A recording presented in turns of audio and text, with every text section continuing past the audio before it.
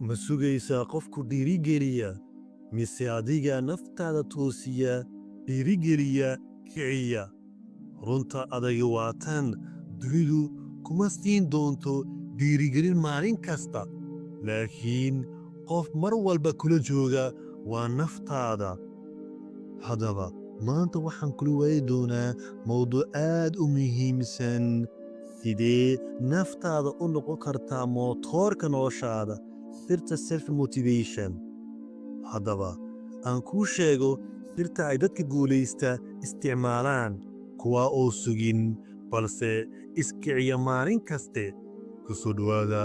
goofagar podcast magacaygu waa ciid yunis qodobka ugu horreeya ee mawduuceenna ujeed cad waay haddii aadan run ahaantii ogayn sababta aad wax u samaynayso waad daali doontaa isweydii maxaan u rabaa guul ma qoys ma mustaqbal ma sharaf marka ay waydu joogto run ahaantii xoog yeelata ay joogtayso xitaa marka aad daasho waad soconaysaa qodobka labaad ee mawduuceenna ficil yar laakiin joogto ah dhiirigelintu maaha inaad sugto dareen fiican ee waa inaad ficil samayso xitaa marka aadan rabin hal tallaabo oo yar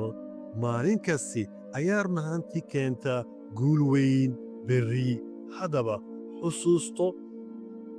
xusuuso dareenku wuxuu imanayaa marka aad bilowda ee maaha ka hor qodobka labaad ee mawduuceenna sirta self motivation la hadal naftaada si run ahaantii saxsan dad badan waxay naftooda ula hadlaan si xun ma awoodo waan daalay laakiin beddel ku dheh waan awoodaa waan isku dayayaa ma joojinayo erayada gudaha run ahaantii ee naftaada kula hadashin nafla hadalku kuwaas ayaa run ahaantii noqda natiijada dibadda keena qodobka labaad ee mawduuciina maanta ka fogow mashquulka aan faa'iido lahayn si aad run ahaantii naftaada aad u dhiirigeliso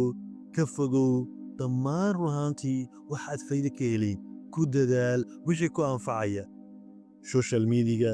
saaxiibada run ahaantii wax kuu soo kordhinaynin dhammaantood run ahaantii haddaad aad ka dheeraan weydo waxay run ahaantii keenaan inay hoos u ridaan ay dilaan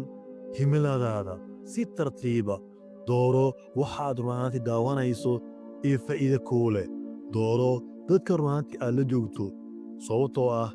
waxaad noqotaa waxaad run ahaantii daawato iyo waxaad run ahaantii aad la joogto qodobka shanaad ee mawduuciina xusuuso horumarkaaga mararka qaar waxaad dareemaysaa inaadan wax qaban laakiin eeg halka run ahaantii aad ka timiday halka run ahaantii hayaankaa uu ka yimiday iyo halkaad u socotid haddaba qor guulahaaga yaryar xusuuso dagaallada run ahaantii aad ka adkaatay naftaada dagaallada run ahaantii nafsiyana dagaalka run ahaantii nafta eed ka soo adkaatay taasi waa shidaalka cusub waa shidaalka run ahaantii cusub eed hore u sii socon doonto eed run ahaantii isku dhiirigelinayso naftaada haddaba fahan hal arrin oo muhiim ah dhiirigelintu dhabta ahi maaha inaad sugto qof kale waa inaad noqotaa qofkaas marka aad subax kaste kacdo adiga run ahaantii go'aaminaya himiladaada inaad run ahaantii socoto ama inaad run ahaantii raalli ku noqoto nolosha aad hadda run ahaantii inaad ka kacdo rabto ma tihid geed ee ka horow soco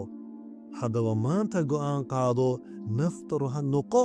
qof naftiisa kiciya isdhiirigeliya xitaa marka run ahaantii ay adag tahay sababtoo ah qofka run ahaantii naftiisa maamula dhiirigeliya